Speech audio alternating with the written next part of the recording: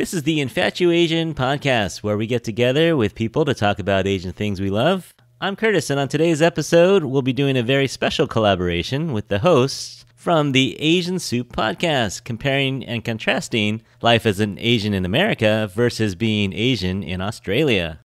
I work my whole life just to get right, just to be like, look at me, I'm never coming down. I work my whole life just to get high, just to realize everything I need is on the, everything I need is on the ground.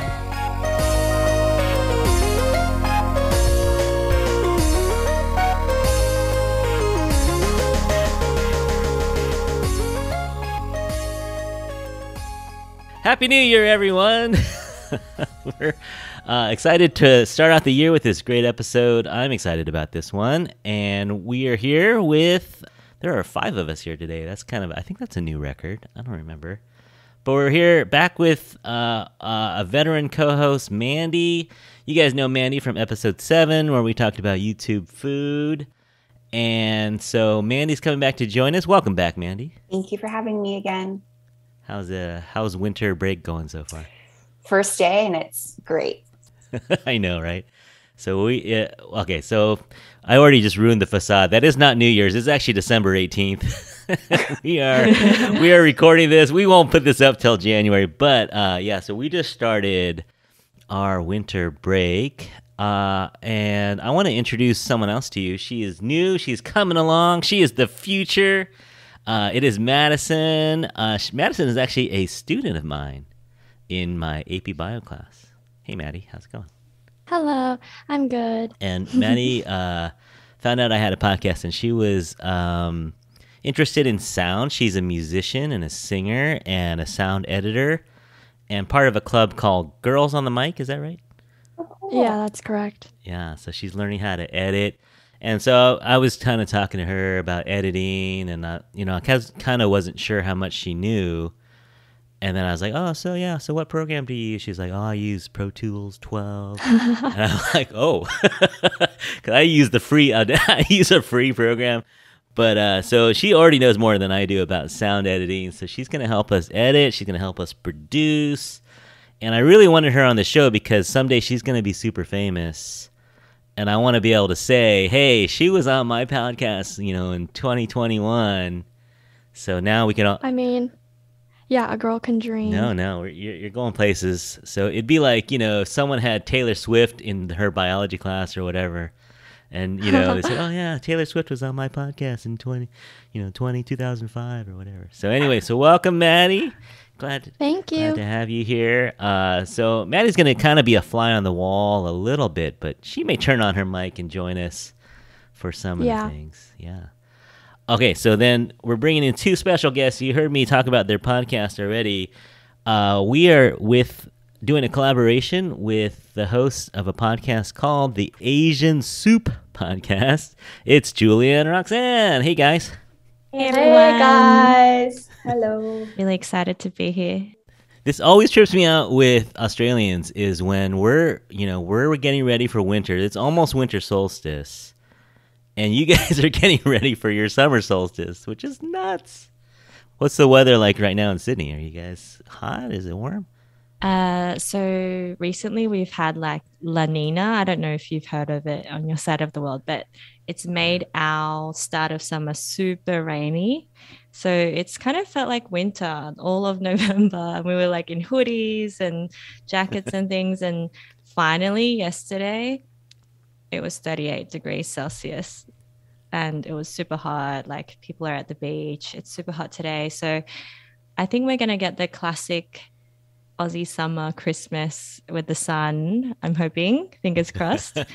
So that's how we do some Christmas here. I think people are always weirded out by that. Yeah, well, people up here in the northern hemisphere, we're getting ready for snow. Well, we don't get snow here in San Francisco, but we're definitely getting ready for winter. So you're listening to the voice of Roxane. And Roxane, you are in fashion, is that correct? Yeah, so I actually started in fashion. And then like when I was in uni, I did fashion. But now I'm in e-commerce, digital marketing space. I'm more of a project manager now, and I'm actually out of fashion now. I'm working in telco, but I do have my own fashion brand called Kinmade, and I started that with a best friend in Hong Kong, and it kind of keeps my fashion dream alive on the side. Yeah. And now I'm with Julia, and we started Asian Soup podcast, and it's been super fun. My background is Hong Kong Chinese, and then I grew up in Australia. Great. And your partner next to you is Julia. Welcome, Julia. Hello, everyone. Nice to meet you. Now, Asian Soup podcast was kind of your idea to start, and then you found Roxane. Is that kind of how it went? Kind of. So I was not interested, but I reached out to Rox because she had a bit of a career change, and I felt like that I had lots of things in common with her, and I wanted to ask her some questions about her experience and all that. I reached out to her through LinkedIn. We did a call, and then from there, I think like 2 hours in, I just said, "Oh, do you want to start a podcast with me?" Because I have been sort of asking people around me if they wanted to do a podcast, and no one was really that keen. But Rox was like, "Yeah, I'll do it." And so I was like, "Really? You want to do a podcast with me?" And then I think 2 weeks after that call, we pushed out our first episode. So it just happened really, really fast. But yeah, I guess like I did suggest it, but Rox was also very keen. Yeah. I always wanted to start a podcast as well. So that was my response. Yeah, I think we both wanted to, and we were just lucky that we found each other at the right time. Yeah. And you're 5 episodes in, is that right? Yeah, so we've pushed out 5 episodes, and I think we've recorded 8 episodes.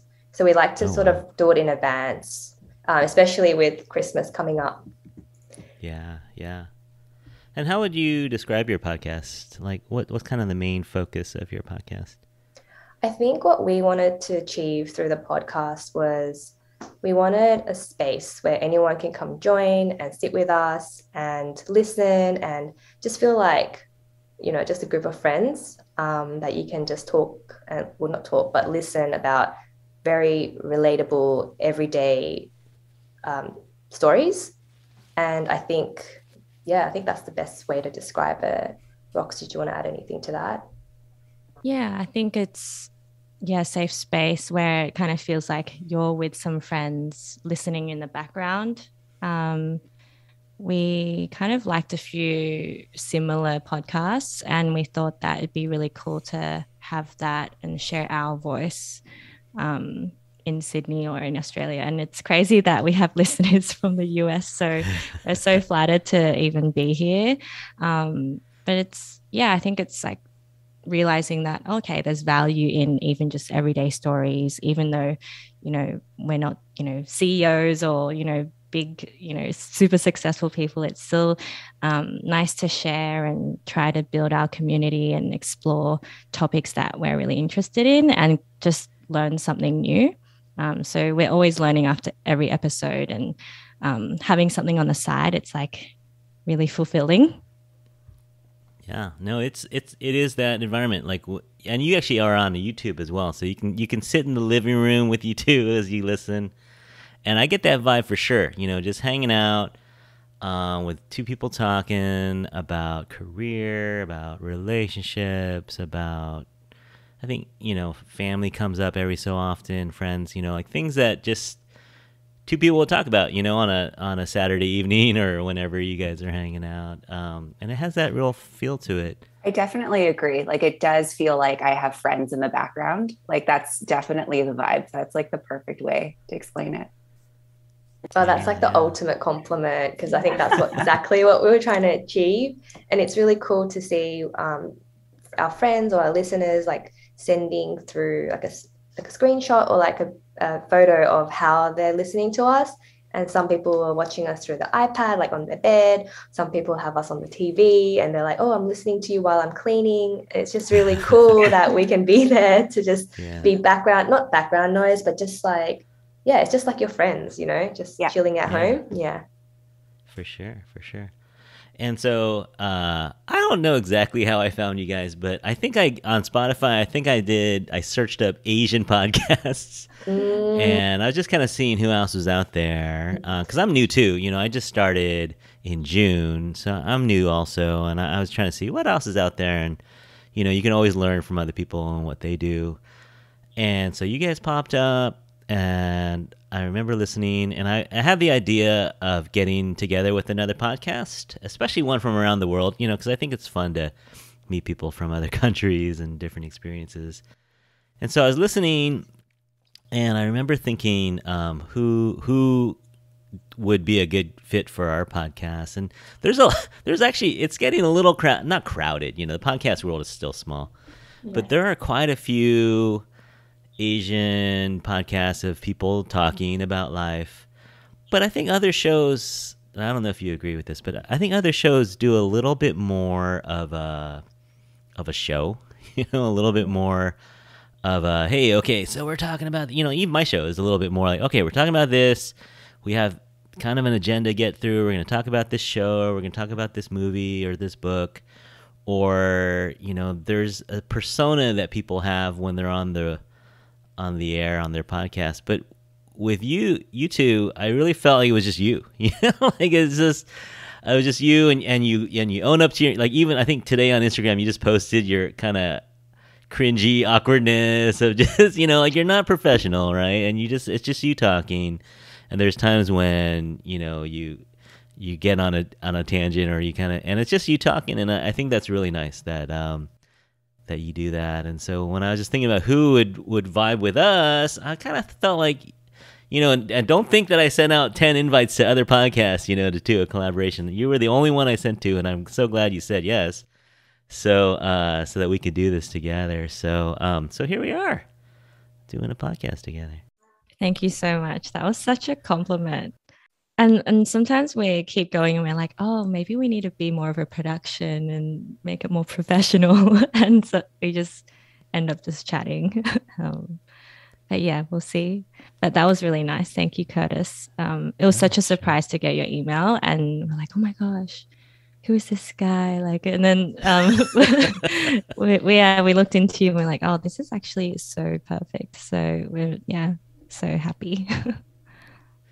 So yeah, this is a little different for us as my podcast. Usually we break down something, like a show, TV show, or whatnot. But today we're just going to talk. We're going to talk about life as an Asian in Australia and life as an Asian in America. And we all have different experiences. So let's see, maybe Mandy, you want to share just kind of your background, like your parents and their journey, and kind of how you ended up here in San Francisco?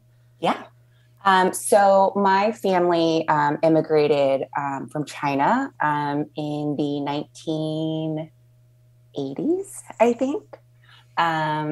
So they're a very traditional Chinese immigrant family. They moved here, and then they had me. So I was born and raised in San Francisco. And then you haven't really gone that far from San Francisco. No. I went to UC Irvine for undergrad, and then I stayed in San Francisco for graduate school. Yeah, and Irvine is about, 6 hours drive from here? I would say it's maybe like seven or 8. Yeah. It's kind of, you go to LA and you make a left, right? Yeah. It's right next to Disneyland. Oh yeah. There's nothing in Irvine, really. All right. And then how about Julia? What's your story? Like, how did you end up in Sydney? Yeah, I feel like my story is quite similar to you, Mandy. I was born in, or not that I was in San Francisco, but in Sydney. I pretty much stayed here like my whole life. I was born here. My parents immigrated from South Korea in the 1980s as well. And they had my brother in Korea, brought, the three of them came here. They had me, and I've pretty much grown up in the same neighborhood. I haven't really moved too far. Like, I live in the suburbs, and I've just sort of like stayed put most of my life. But I did do exchange for like a year in Japan. So I lived in Japan for 1 year because I did international studies. And I've also lived in the Sunshine Coast, which is in Queensland, like tropical part of Australia. I lived there for about 6 months as well, which was pretty different, very different to Sydney. But yeah, I haven't really moved around too much, but yeah. All right. How about you, Roxane? Yeah, so I was born in Hong Kong and I moved with my parents when I was 6 months old. And we immigrated here because of my dad's work. And yeah, just grew up here. So it doesn't really count. Sometimes people are like, oh, you pretty much grew up here, like just because I was a baby. So it doesn't really, people don't really associate like, oh, you pretty much grew up here. Which I did. But then, like Julia, when she went to Japan, I did international studies at the same uni. So I went to France, and I speak very bad French. But yeah, that year was really fun. And then I came back and graduated. But I always really wanted to try to live in Hong Kong because that's where my parents are. And we go every year. And I have a lot of relatives there. I only have one auntie in Sydney. So I always felt like Hong Kong was so exciting. It's such a big city. I felt like a huge part of my identity is from there because I was born there. So I felt like, oh, I really want to know what it's like to live where my parents came from or where I came from. So I decided to move there and I lived there for almost 5 years. And then I recently moved back in June, like May, June this year because of COVID and stuff. And my mum and dad are here. So at the end of the day, I do miss Sydney and Sydney's my home. So I'm back. My story actually is a little different. So my ancestors came to California. We had the gold rush in the 1800s. And a lot of people so in China, there's a region called Toisan or Taishan, where a lot of the gold miners and the railroad workers came from. And so my ancestors were part of that group that came over here in the 1800s.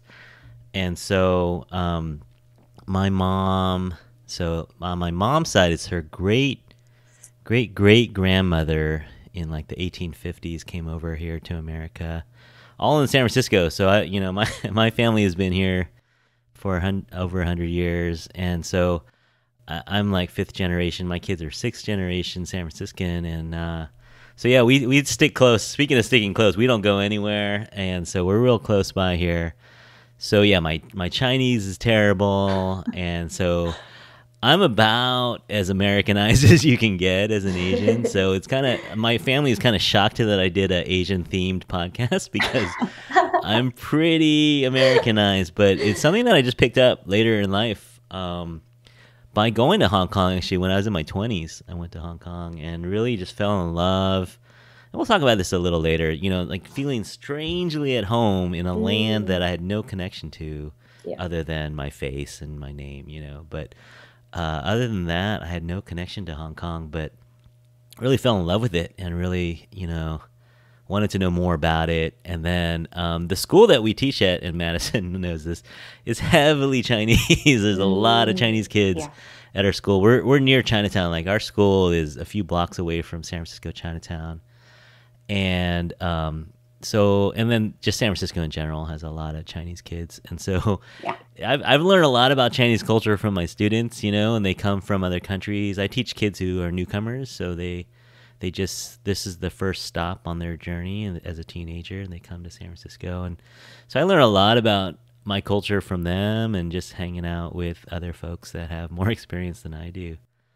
My wife's family is from Hong Kong, so that's always kind of something that we have in common, that we have this love for Hong Kong, even though they're legit Hong Kongers and I'm just kind of a wannabe. But so we have kind of a different experience. Madison, is your dad kind of like me? He's kind of American born, right? Yeah, my mom as well. Yeah. So how's your Chinese? So, horrible. I pretty much don't know anything. My parents spoke to me when I was little, and like my grandparents too, but like I rejected it a lot. So Yeah. I only know like very minimal stuff. Yeah. Huge regret on my part. Me too. I'm probably worse than you, Mandy. Like I really pretty much don't know anything. Well, when I speak Chinese, people ask me to stop. They just use English. Like even waiters at restaurants, they'll say, can you just use English because you're killing me here.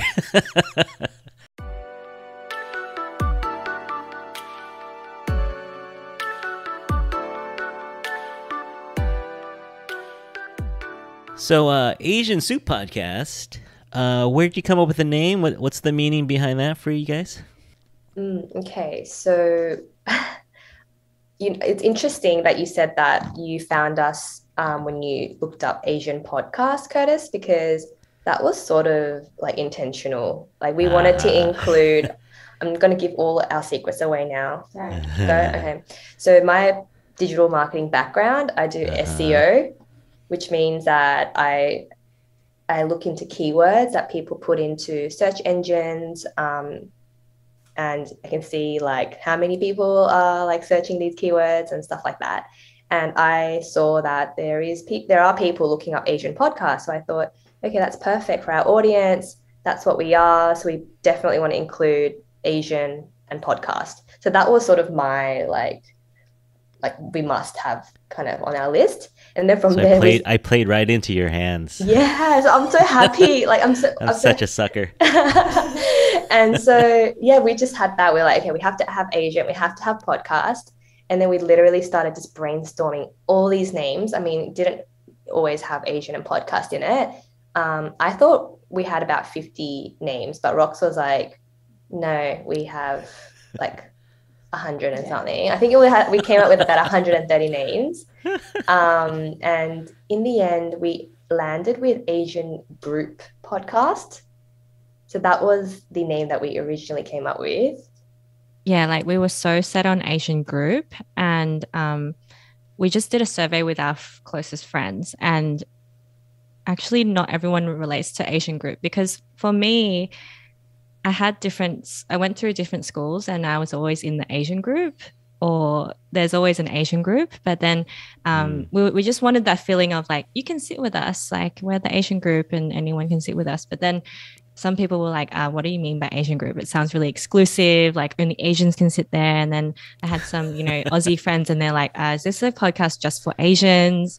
And we're like, oh no, we don't want to like have that vibe. And then I think Julia came up with soup, and she was like, how about Asian soup? And I was like, oh, that's actually really nice. And then we let it kind of sit with us for a couple of days, and we're like, oh, it's so it's like the warm and fuzzy feelings that you get from Asian soup. It's a very like it's an expression of love from your parents, like when they make soup for you and you have to drink 2 bowls of soup or something.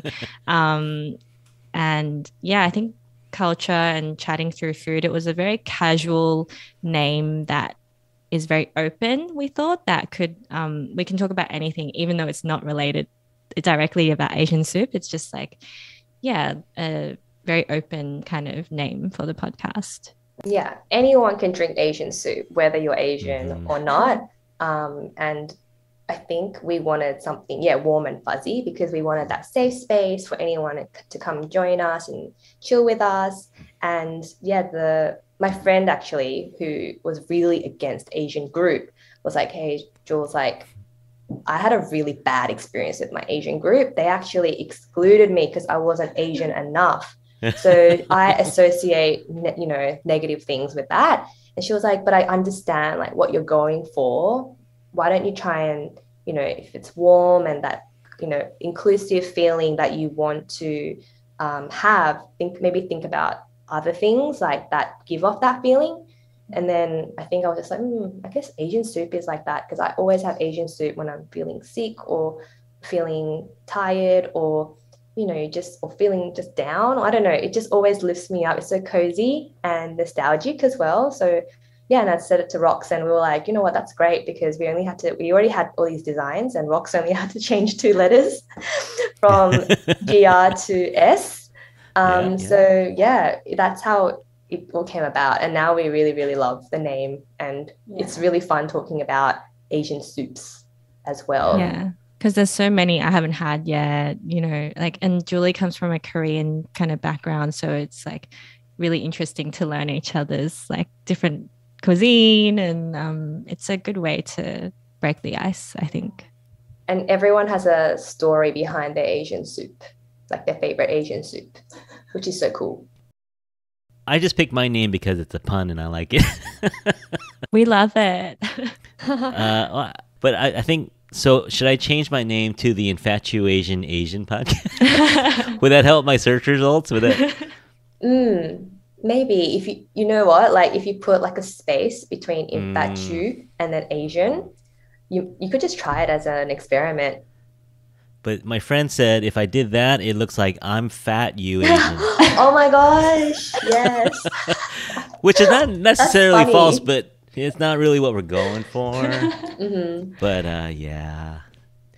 So I just did a collaboration with Lingji from the Worst Asian Podcast. And he did the same thing. He's like, I want to have Asian podcasts for the SEO. And then he was like, well, I want to stand out and I want to be able to get all the usernames. So he put worst in front of it so he can get all the usernames because no one wants to be the Worst Asian Podcast. So he grabbed it. He grabbed all the handles. He has the Twitter handle, Instagram. So yeah, see, I need to pick your digital marketing brain a little more. I'm a high school teacher, so I'm not so good at all this stuff. But yeah, always here if you have any Rox is really good with the social media stuff. Yeah, so if you need any tips, always reach out. Well, if you see me making a fatal flaw or something, if I make a big mistake, send me a message. Say, hey, you might not want to do that. Yeah, for sure. All right, so we're gonna have a little fun here. So I have a little game. This is just for fun, not to make anyone look silly or anything. So I'm gonna I looked up some slang, not even slang, but just different terms, and we'll see if you guys can figure it out. All right. So, Maddie, you get to play along too. Okay. Maddie, would you like some fairy floss? Is that like food? Maybe. Does it sound good to you? You might have it at a carnival. Oh, like cotton candy. Yeah. We call it cotton candy. You guys call it fairy floss? Is that? Yeah, Actually, that's true. Yeah, I when you said that, I was like, what's wrong with that question? Like, fairy floss, isn't that the universal term? Yeah. Yeah, we'll see. Well, okay, let me try this one. See if you get. Okay, so Roxanne, do you like soda?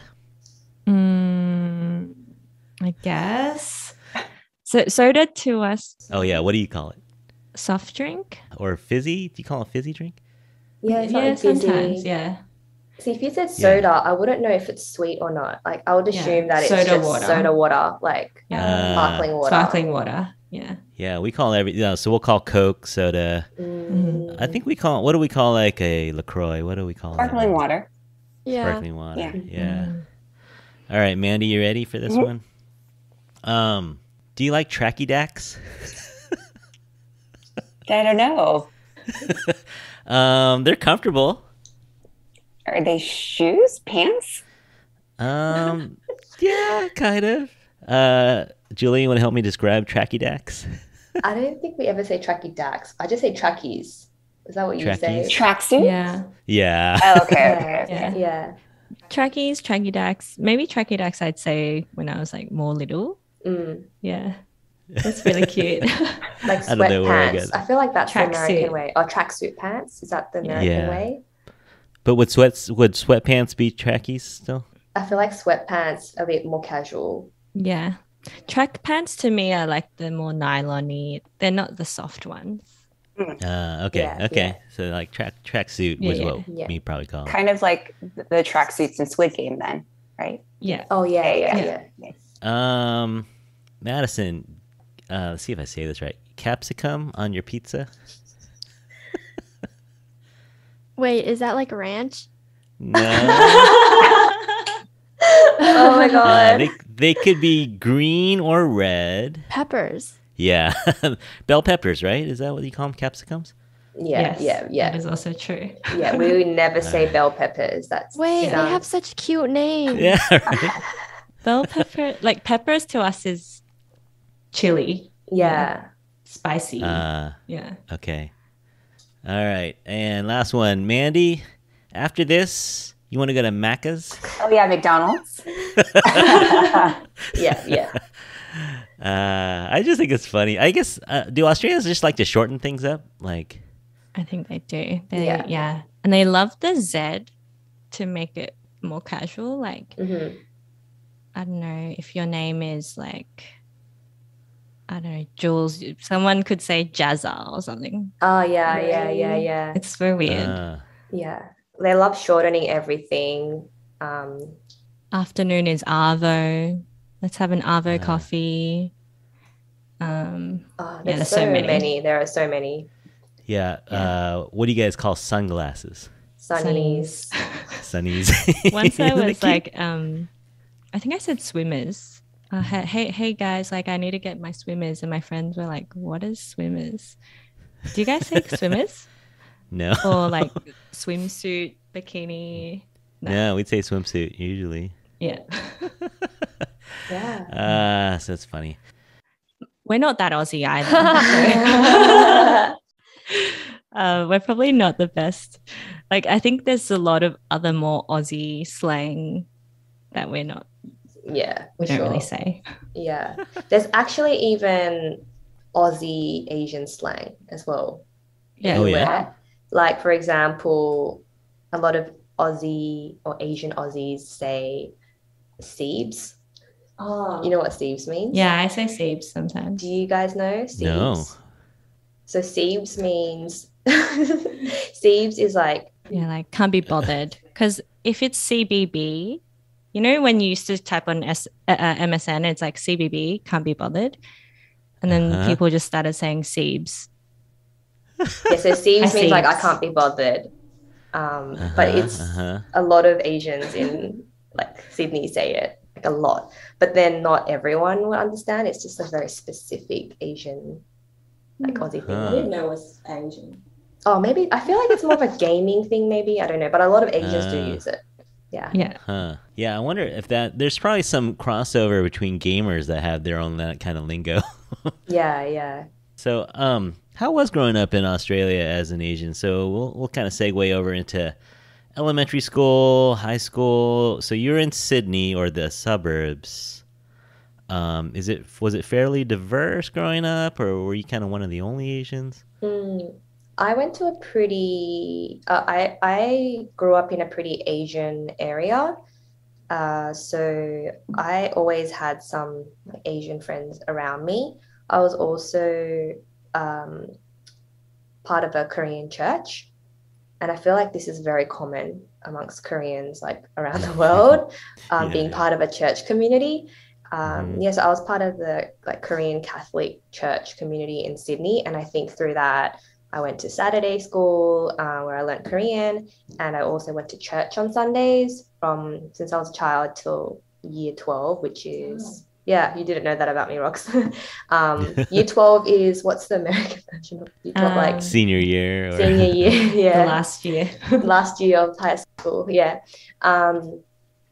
And I think, I always felt connected to like the Asian community growing up. And but because my parents were what we are first gen and my parents were immigrants, it was, it came with its own challenges because, they're not confident speaking in English. And when I went to my friends' houses, they would have different foods and they would have, it's just a completely different culture. They'll wear shoes in the house. And I remember in primary school, there was a lot of adjusting. It's like, oh my goodness, like, you call your friends' parents by their names, like Jane. And I'm like, what? Oh, really? Whereas like in Asian culture, in Korean culture, you never say that. You say like ajumma or ajoshi, or auntie or something like that. So I remember like in primary school, I was very confused, but you're so young, you don't even realize until you're much older, like, oh, I was, kind of in an environment where I don't know how to explain it, but it wasn't like super, super comfortable. It wasn't uncomfortable, but there was a lot of adjusting as a child. So which was really interesting, Curtis, when you said that you're like 7th generation, because something that I always wonder is what is it going to be like for my children and great grandchildren as like fifth generation or even like third generation? I don't even think as far as fifth and sixth and seventh. And because I do wonder, like, how different would it be? Would we be more integrated into society? Yeah, and I always thought, if you're curious, I should always just look at America, because that's kind of the future of like what Sydney is like now, because we don't have so many generations of Asians, and there is a bit of a division, I would say. Like there are like suburbs in Sydney that I would say there's clusters. Like there's like a cluster of Asians, a cluster of, you know, different cultures. Korean, Vietnamese, Yeah. Chinese. Yeah. But not even like Asian. Like there'll be areas that are way more white, I guess. So it's interesting. I feel like right now we are in a living, like growing up, it was very like, oh, Asian and this is Australian, but now it's blurring and it's different. So I do, yes, that was sort of my experience, like feeling very Asian, but trying to assimilate in a very white society. Do you know the percentages of like the population in Sydney? Roxy's looking it up now. But yeah, we have a lot of Asians here in Sydney. You think it's over 20%? I think I looked up San Francisco. What is it for San Francisco, Curtis? I think we're like 30%. Oh, wow. Wow. That includes Filipino and Vietnamese. 30% Asians. Yeah. So we're 28% Oh, okay. Asian. But it is neighborhood by neighborhood different. Yeah. Yeah. But I would say, I feel like the Asians in Sydney would be more Asian than Australian, if that makes, I assume, my assumption is that the Americans in the Asians in San Francisco will be more Americanized. So it's different, I think. It's kind of a mix. Yeah, there's definitely people like, my parents, my grandparents spoke perfect English. But then there are definitely new immigrants all constantly. So a lot of students at my school, like Maddie's friends, might be first gen. Like Maddie, don't a lot of your friends speak Chinese to each other like for fun? Yeah, no, they do. Really? Yeah, one of my friends is she wasn't even born here. She was born in Vietnam. Oh, cool. Yeah, there's still waves of for sure. movement, like, So. And how close are you to Asia? You guys are 6 hours on plane ride to Hong Kong, or how far? No, it's more Hong than Kong that. No, is it's like 7 or 8 hours. Okay. But I'd that's say about it's still half of kind of close though, because we're Seems still on the closer, same yeah. side. And is it similar story? Like people feel like they can make a better life, or like in America, Mandy, have you ever talked to your parents? Like, why did they come to America? And like not like Australia? Or not just stay in China? Or Yeah, just better opportunities. But I always ask them, like, why not Canada, or like, why not Australia? But they already had family in San Francisco. So if they just wanted to move to like, where family is. And then I'm sure part of their thinking was that your generation, right? You and your brother would have a little easier chance of things. Yeah. Yeah. My family, like, they lived in a village before they immigrated. So they were very, very poor. So that's kind of still the dream, like even my ancestors in the 1800s were like, well, we can make more money in California. Is it similar in Australia? Do people, the new wave of immigrants, are they just hoping for that Australian dream or American dream, like just kind of being able to make a living for their kids a little better? Yeah, I feel like it's always a sacrifice, right? Being the first kind of generation coming, or whether it be 1800s, which sounds super different, but till now, you're giving up everything, your perfect language at your home, and you're moving in the hopes of growing something else or building a new life for the next generation. I feel like that's always the case. Otherwise, you just go back. Because I also have a lot of friends in Hong Kong who have gotten their Canadian passports or overseas passports, but then their parents go back to Hong Kong because their businesses are there, or they still enjoy living in Hong Kong, so they're still doing well there, so then they just go back. So yeah, I think there's always different situations.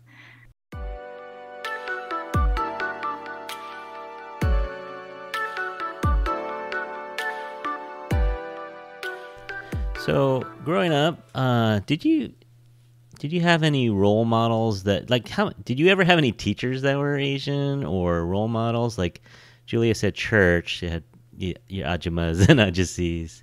Yeah, so I would say like with role models, no, like you mean Asian role models? Yeah. Yeah, so like it's interesting, like when I went to church on the weekends, that would be where I get my Asian fix, or like that's my Asian community. And then at school, it would be completely white. As in the students were Asian. There were lots of Asian students, but I think we had one Asian teacher. And I remember her name was Miss Chow. And she was also like very like an Australian, like she's very, Australian as well.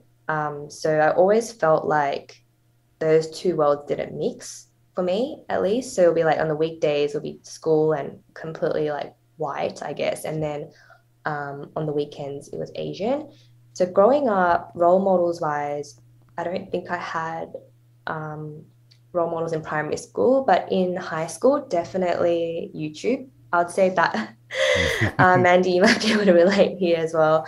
But just seeing, I feel like people like Michelle Fan and like Community Channel, like Natalie Tran, and even like Jen Im, and like just seeing really, not, I wouldn't say confident, but they appear to be confident and putting their voice out there and sharing their personal stories and experiences. That was really inspiring for me, and realizing that, oh, we actually have, we're not so invisible, I guess, like our stories are worthy of being told, or like we're just as important I guess, than to everyone else. Like, and I think like growing up, there was definitely one moment where I was like, oh, I'm actually really proud to be Asian. It was something that I feel like a lot of Asians experience this. Like growing up, there's a certain time when you just want to, hide it as much as you can, and you just want to blend in as much as you can.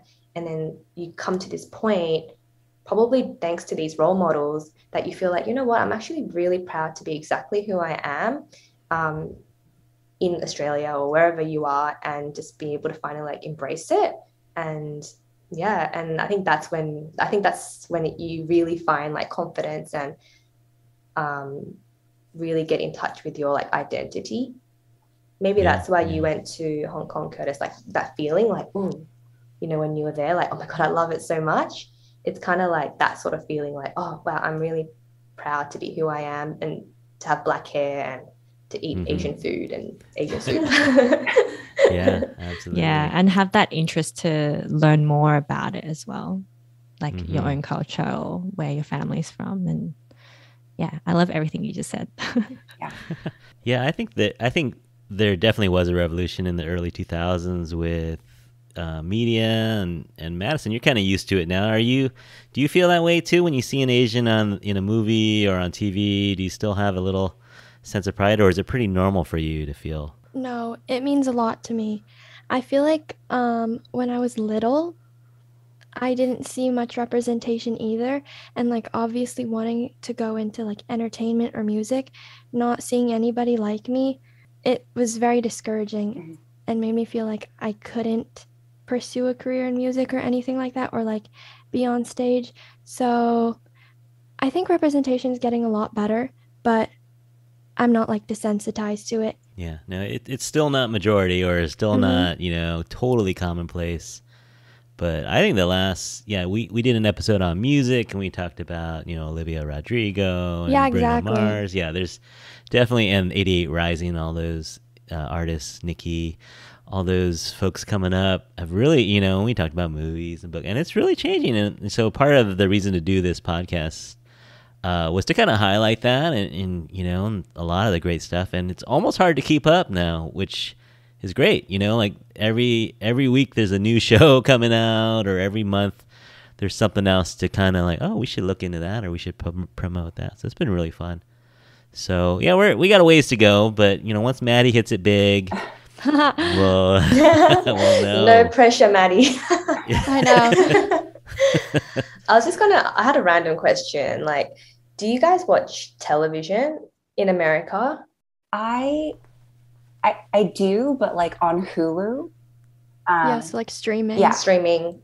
Over television. Yeah. Yeah. So I feel like that's changed a lot of, like, I feel like that's changed everything, because growing up, we watched Australian television, and, you know, Australia's got strong ties with Britain as well. So I know all these like random British songs and British shows, and you don't see Asian people like on TV at all, like growing up. But now everyone's streaming, and you have access to all these movies and TV shows at your fingertips, and you don't have the media industry controlling who gets to be out there. You know, it was very, you know, whatever aired is what you get. But now you have all these options, and they're just there, sitting there on the streaming services for anyone to go in, and with subtitles. And, you know, even Squid Game, if it wasn't for Netflix, it would have never done the same on television. Because the people who work in television, they don't even know how to market it, or they'd probably just say no. Like, that's why it's not on television. True. Like, why would I put this on our show? It wasn't worth the risk. Channel. Yeah. Like, we had one channel, like one public channel, SBS, that would play like all international things, like French, European, like Asian with subtitles, but it was a very sophisticated channel that only older people watched. Yeah, and you're in the international section as well. Like, that itself says something, right? Like, that, you know, you're different. Like, this is not really like part of, you know, our culture, but this is something different. Whereas with Netflix, everything's just like they're blended. You can watch anything so easily now as well, and everyone has a choice what they want to watch. Even I know we're going in a tangent. Oh, sorry. No, that's fine. It's fine. Like, you know how, you know, BTS won awards, or the Korean movie that won a Oscar? Parasite? Yeah, Parasite. Like that, I thought would never happen ever. So that was really huge. You mean like growing up? Really that would never happen. Yeah, no, it's really big. I mean, and they're making money. You know, the Netflix is not stupid, right? They're not putting stuff up that no one wants to watch. You know, so it's an exciting time, and I think, we talked about YouTube, but you know, we haven't even talked about TikTok. I mean, just the Asian creators on TikTok are, you know, numerous.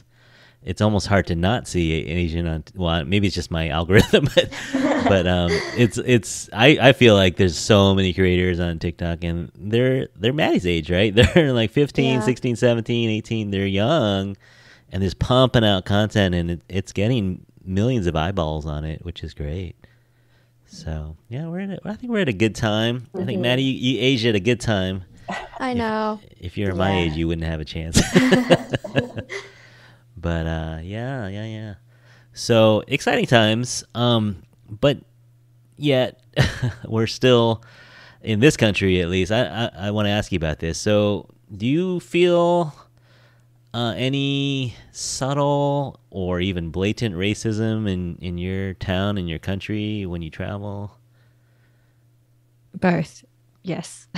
Yeah. I think depends where you go and the type of people you meet. I mean, there's all types of people out there, right? And I think sometimes you forget. Well, even just coming back from Hong Kong, I know I keep saying this, but just coming back and living there, I was so comfortable blending in, just my skin wise, and just stepping outside the door, like just the ratio of people on the train or at work or in general, like 90+% Asian, right? Or Chinese. Yeah. And then just moving back, or every time I'd visit Australia again, I'd realize like, oh, you know, I'm a minority now, you know, again, or you feel it. It's just a feeling. It just feels different. I don't know how to explain it, but Yeah. It's very no, we get different. it. I think and we get you- it. Yeah. Yeah, you would get it, right? And then Yeah. I don't know. We actually have an episode coming up about our Asian Australian experience, and I say this example where it's like, you know, I have a few white friends too, so it's not like and I grew up here, so it's not foreign to me. But for some reason, when I'm in a situation where it's a lunch with more Aussie friends, I'll be a bit more self-conscious about how I eat, because it's not like in my own home where I'm eating with chopsticks and everything. Like obviously I can use a knife and fork, but I just feel like I need a bit more like polite, or have like more Aussie manners compared to like Chinese manners. Like Chinese, you just share all the food, right? You just, you know, just share it. But then it's just different. Like the way I present, I feel like I change a bit, or I become a bit more Aussie to fit in. And yeah, I just did notice that more when I was growing up, and the difference of, you know, living in a different place. Yeah, that's my experience. But in terms of blatant or subtle racism, yeah, there's many examples. I think Julia had a really good example. You were on your road trip.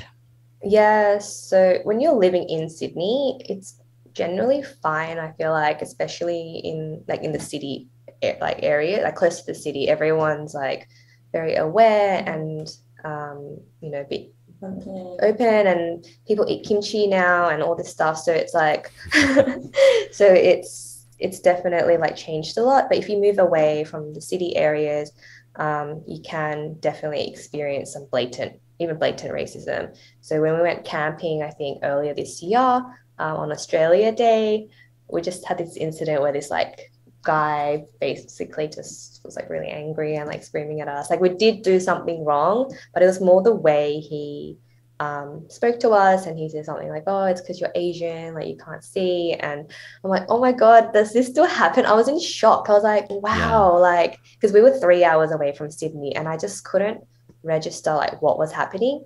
But it just made me realize, like, definitely in areas where there aren't a lot of Asians, like that is almost like, what, I guess, like accepted, and there's like nothing wrong with that.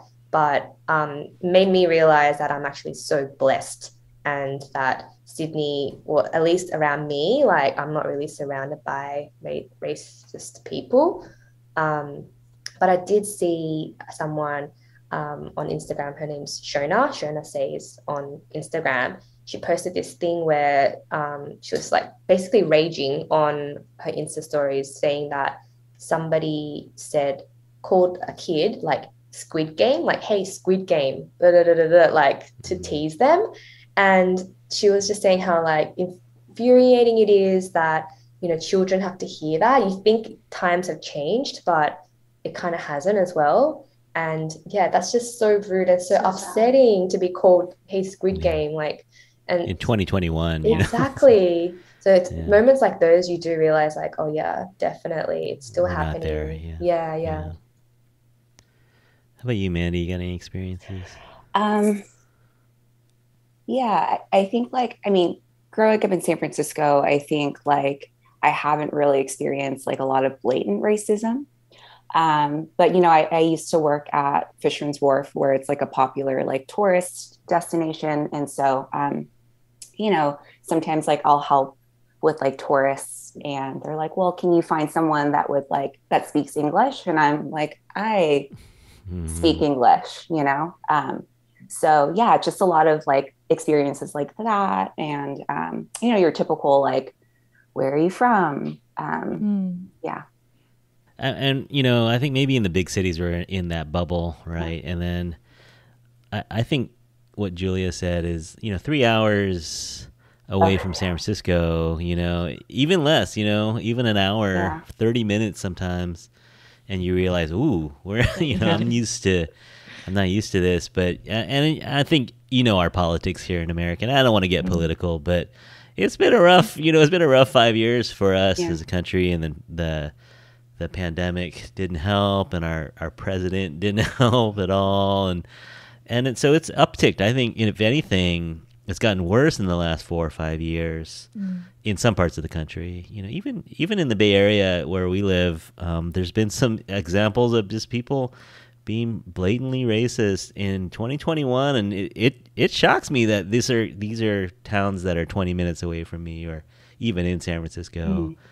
But yeah, there are, you know, to be honest, I don't think I would want to live away from the cities. You know, and there's a big, you know, like some people say, oh yeah, well, you know, this cross country trip, you know, you can drive from San Francisco to New York in a couple days, but there's a lot of area in between that I wouldn't want to stop in, and I wouldn't really want to take my family in, you know, and the big cities are so expensive. Like you've probably heard, San Francisco is super expensive, and there's times when my wife and I are like, oh, we should, you know, maybe we should look into moving somewhere a little more affordable. But then I don't want my daughters to be the only, you know, my wife's Chinese as well, and I don't want our daughters to be the only Chinese kids in their school, or, you know, one of 3 kids, you know, and so we're going to stick around here. But it's just sad that even in our countries that, you know, we have a history, like I said, 100, 150 years, 180 years of being here in California, and yet we still feel like foreigners sometimes. There's times when we don't totally feel like, quote unquote, Americans. You know, we're always going to have a hyphen. We're always going to have Asian American, Chinese American, some kind of a label. So, just to go back on my story about going to Hong Kong for the first time, and Rox, you'll enjoy this. So when I went to Hong Kong, I got off the plane and I saw an advertisement for Toyota or something, and it had an Asian family, and I took pictures of this. And then they had a 7-Eleven, and it was in Chinese, and I took a picture of that. I was just taking a picture of like toothpaste commercials and just people, because it just blew my mind that you could see advertisements with Chinese people in it, or that you can see Chinese writing on everything. And it's just like, it made me feel seen, you know? It made me feel strangely at home. Like you said, you can kind of blend in and not, if anything, I stood out because I was more Americanized, but you could actually be invisible in a way, you know, and not be, even in San Francisco, we have a large Chinese population, but you still always feel a little bit like people notice that you're not Caucasian in certain parts of the city. But yeah, so going to Asia for the first time was like, wow, this is different, you know, like to be a majority, to be the norm was fascinating and interesting and strangely comfortable, you know, for, I don't speak the language and I don't totally look like a Hong Konger, but there's times when it felt really at home, and it was really strange. Yeah, I think it was a really nice feeling that drew me to living there, because actually in high school I had a phase after, I think I went there when I was 13, and I got into Canto Pop, and I just went into this like Asian phase and really embraced it personally, like secretly at school. I didn't tell people at school. I had like one friend who was also into it, and I just like learned all the songs in Cantonese. Like I started following people, the internet, like I could use the internet and search for people. And I feel like I just embraced that part of me that I never had, because I was like, oh, wow, there's famous like singers that are Asian, or they sing in a different language, or like they're so pretty too, or, you know, just growing up as a girl and watching movies in like US movies or like TV shows in Australia, there was no one that I could, you know, really relate to or feel like, oh, they kind of look like me, or yeah, kind of. So it was nice to live there, and that was my like little Asian phase that I had when I was growing up, because I felt like I never felt like I was just Australian.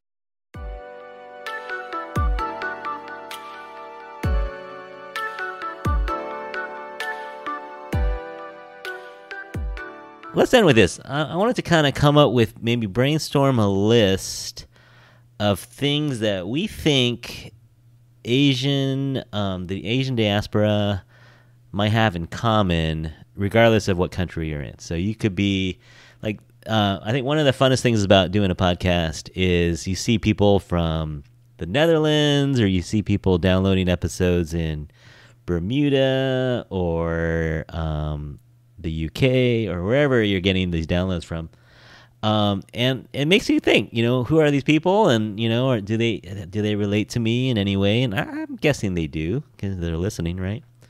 So okay, let's brainstorm a list of things, like top 5 things that we think the Asian diaspora has in common, regardless of what country that you're in.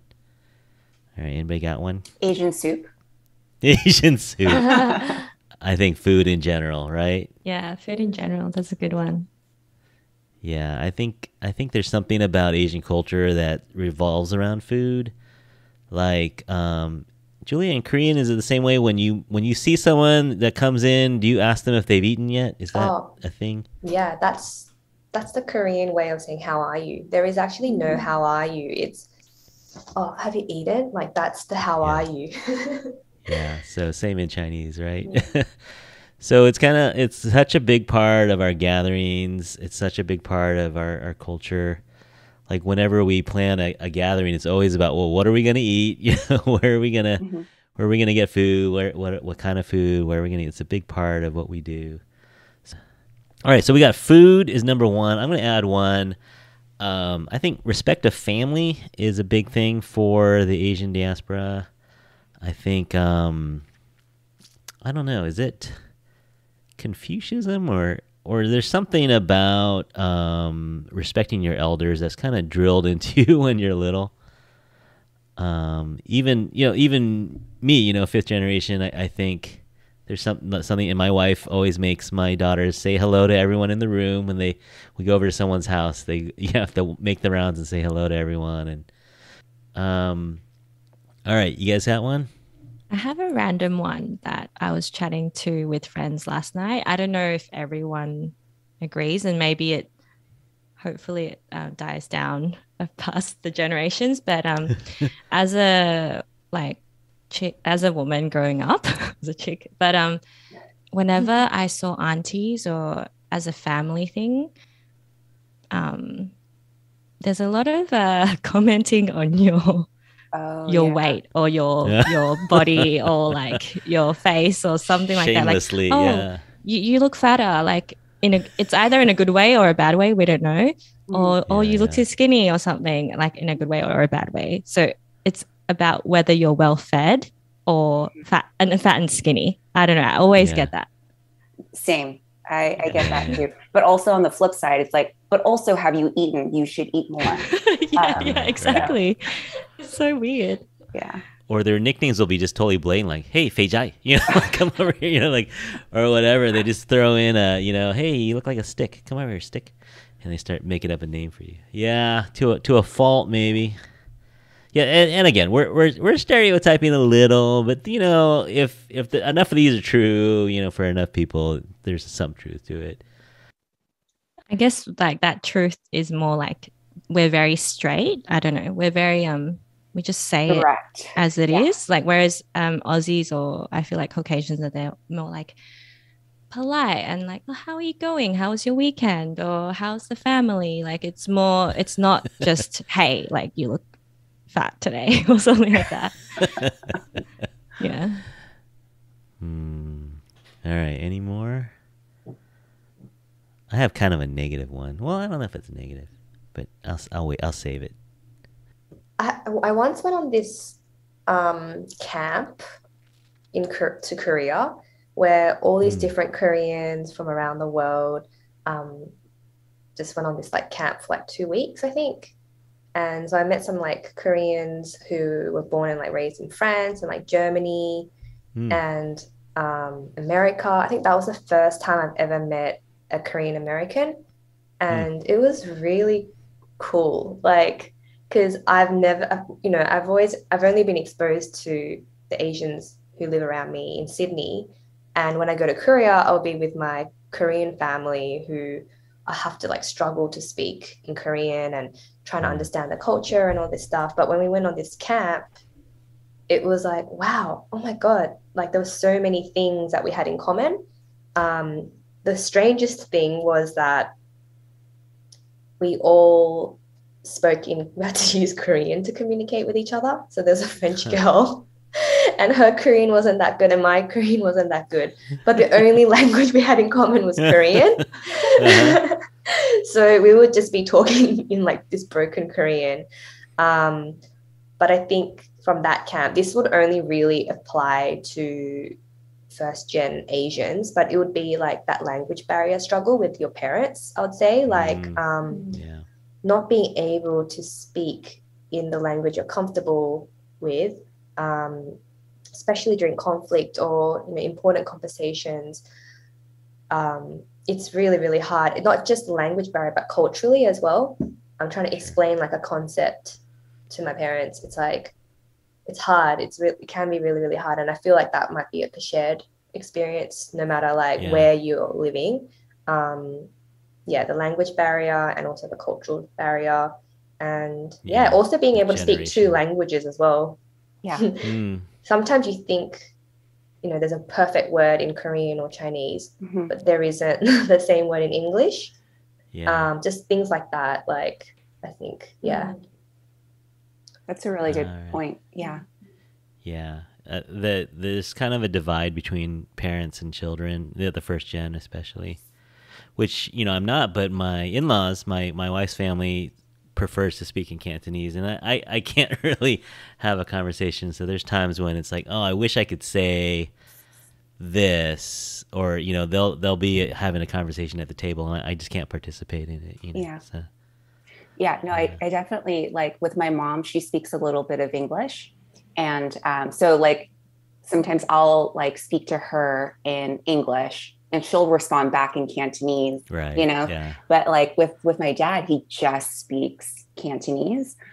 So there's a bit like we can't delve into like super deep topics with my dad, or like if I do, it's like my mom will then have to like explain on behalf of me. So yeah, that's kind of a bummer. Yeah. All right, my last one. You guys can help me decide if this is a positive or negative.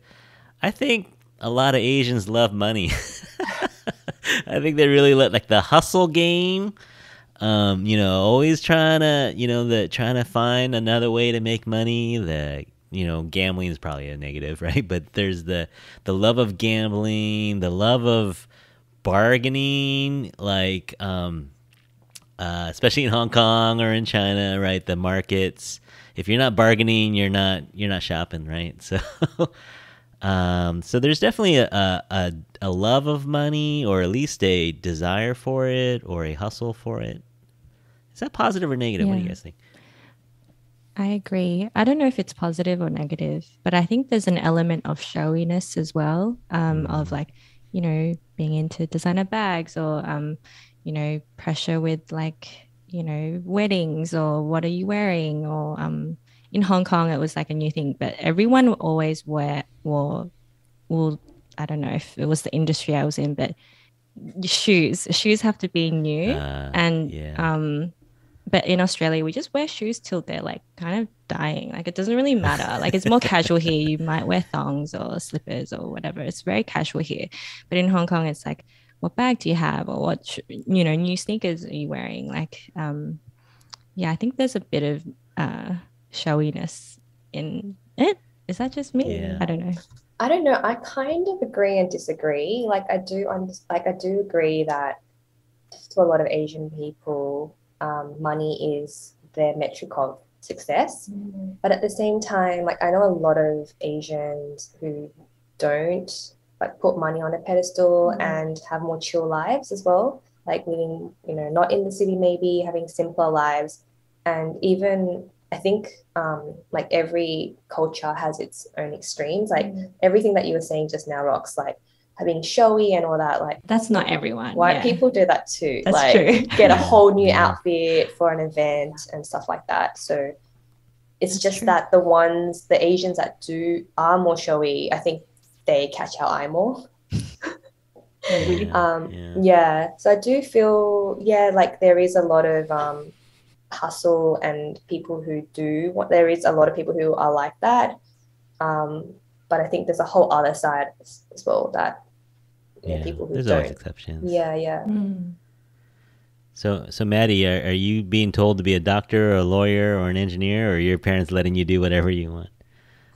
Thankfully, my parents are supportive and they're letting me do whatever I want. They've never really pressured me to do anything that I don't want to do. So, yeah. Great. But I know that definitely does happen with other families. Yeah. Like, I think it happened a little bit with my parents and their parents who were immigrants. Yeah, I think it takes at least a generation. Like my parents, my dad's in the medical profession, but he never pushed me towards it. And I think it takes a generation to maybe get that out of your system where it's like, oh, we got to prove ourselves. We need to get that status. But then maybe after a generation, you kind of lose it a little bit. My parents, I think maybe they knew early on. I just like wasn't academically inclined, but they never pushed me to like become a doctor or a lawyer or anything like that. Yeah. With every stereotype, there's always the anti-stereotype too. So yeah, I don't know if that one's true for everyone, but I think the first, what do we say? We said love of food, love of family. What do we say? The directness. Like directness. The directness. Yeah, straight talk. I don't know. The barrier between generations. Cultures, like between like being Asian and like Australian or American. They're all true to a certain extent, I think. So, all right. So, guess what? We're at the end of episode number 1. Well, part number 1. We went a little long, but hopefully, listeners, you're still out there. We're going to come back next week with a little bit more of our experiences. We're going to get into university and work. And we might identify some differences. So, we talked about some similarities this week. We might get into some more differences. We'll see if there are any differences. I don't know. I'm still thinking about that. So in the meantime, you can write into us. You can write into us and let us know your experiences wherever you are. If you're in Europe or you're in Asia as an expat or you're in America or Australia, you can write to us at infatuasianpodcast@gmail.com. Where can they reach you guys? You guys are at Roxane and Julia @gmail.com. Yep, that's right. Or on Instagram, we're Asian Soup Podcast, and YouTube as well. YouTube. Yeah, so if you want to watch a whole episode of two folks talking about life in Australia, you can listen to the Asian Soup Podcast on Apple or Spotify or wherever you get your podcasts, or YouTube. So we'll have more episodes coming soon for our podcast. We're going to talk next 2 weeks from now. We're going to talk to my friend Sabrina Dang. She's a photographer, and she has roots in Hong Kong as well. And we're going to talk about Tony Leung. He kind of jumped on the American radar with Shang-Chi, but we're going to talk about his Hong Kong movies. So we're going to talk a little Hong Kong cinema and some of his greatest films. What do you guys have on tap for your podcast? You have an episode coming out soon? We have an episode around ways to cope with anxiety. So we kind of chat about our experiences and learnings from that and our journey. Yeah. Relationship with money. That's another one as well. I set you guys up. Yeah. Yes. Thank you. You're welcome. So folks out there can listen to Roxane and Julia talk about many different issues at the Asian Soup Podcast. So until we get together again, until you hear us, on behalf of Julia, Madison, Mandy, and Roxane, we hope you're all happy, healthy, and safe out there. And thanks again for listening, and we'll talk to you soon. Bye. Bye.